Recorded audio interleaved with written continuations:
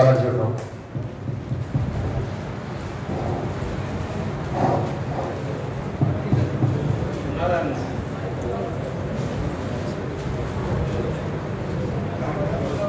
উপজেলার প্রশাসন কর্তৃক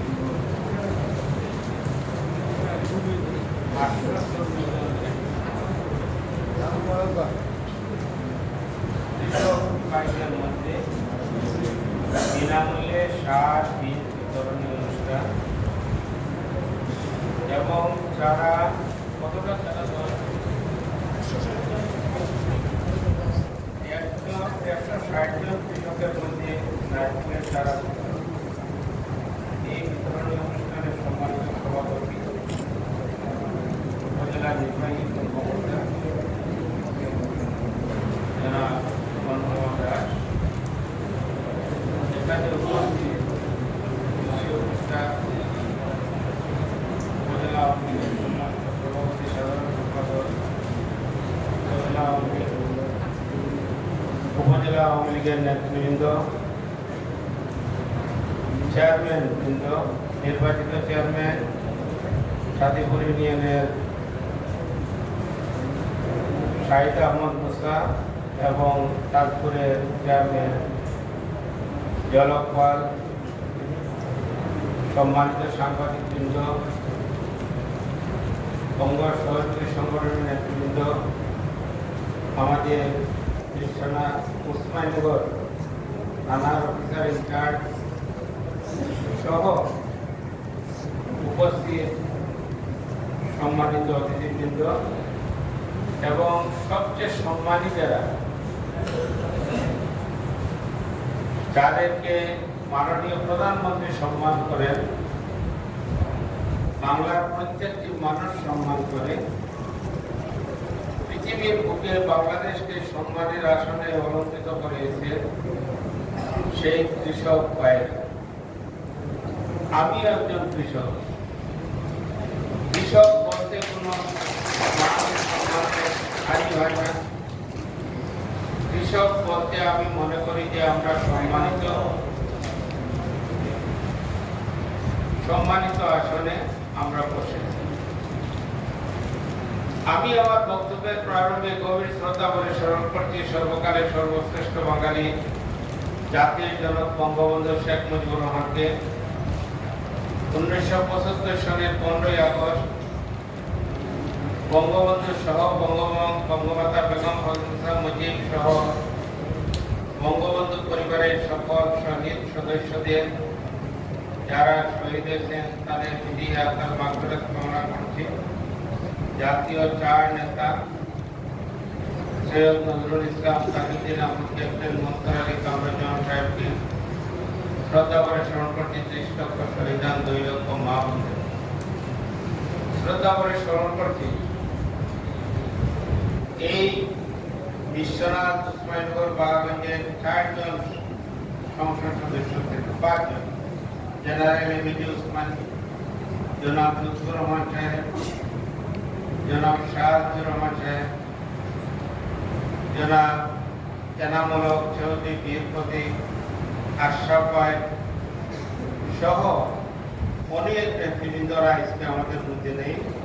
আমি সবাইকে দিয়ে এখানে আজকে আমরা সবাই একদিকে আনন্দিত, অন্যদিকে পারাক্রান্ত। বন্যায় আমরা আক্রান্ত, আর অন্যদিকে আমরা কৃষির সার, বীজ, চারা বিনামূল্যে আমরা পাইতেছি। কেউ পাইতেছি, কেউ বিতরণ করতেছি। তার জন্য আনন্দ।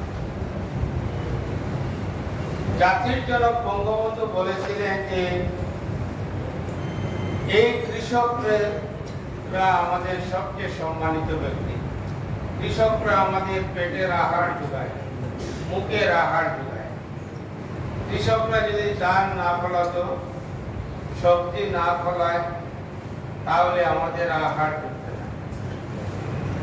জাতির জনক বঙ্গবন্ধুকে হত্যা করার পর যারা ক্ষমতা অধিষ্ঠিত হয়েছিল, খন্দকার মোস্তাক, জিয়াউর রহমান, খালেদা জিয়া, কৃষককে হত্যা করেছে।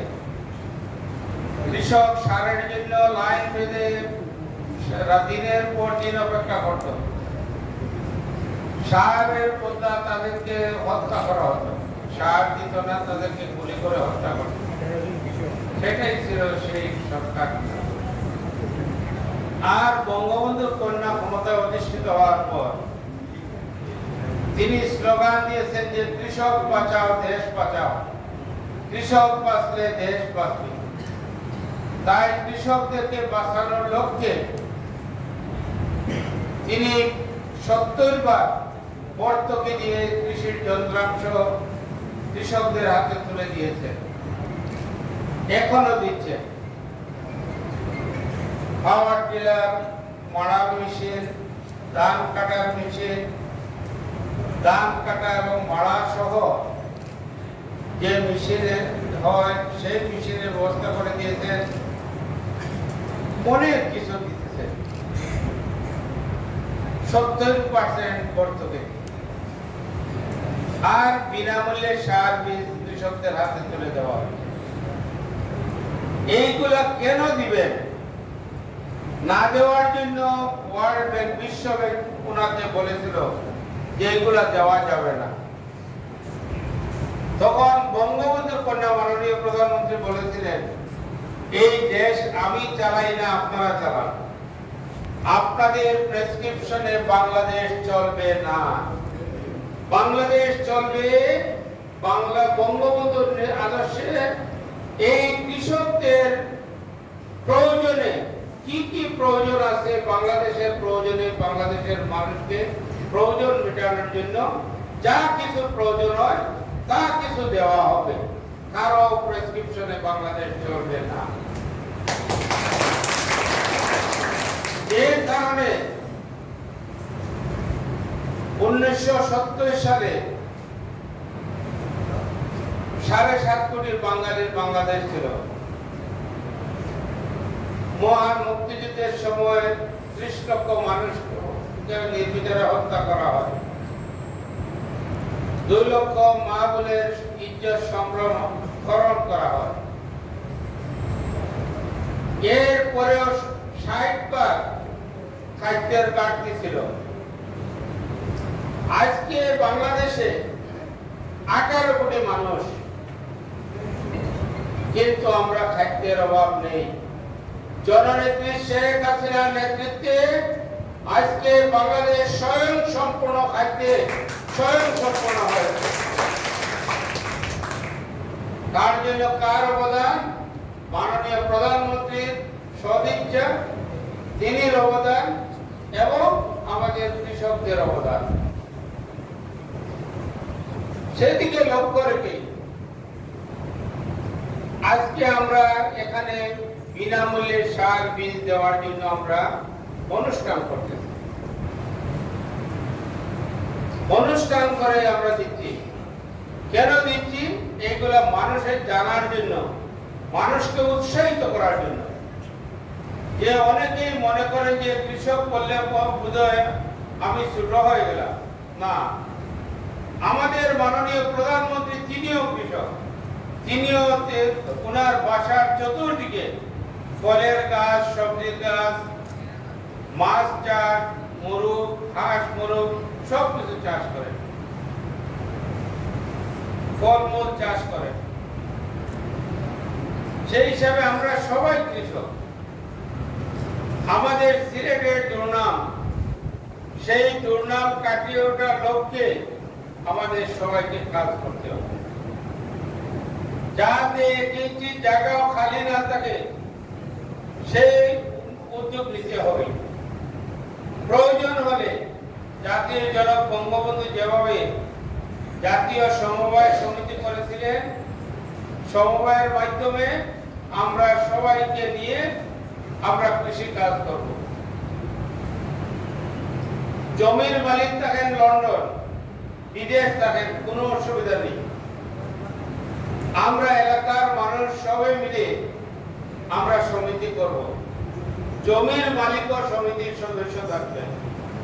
জমির মালিক তার অংশ পাবেন, যিনি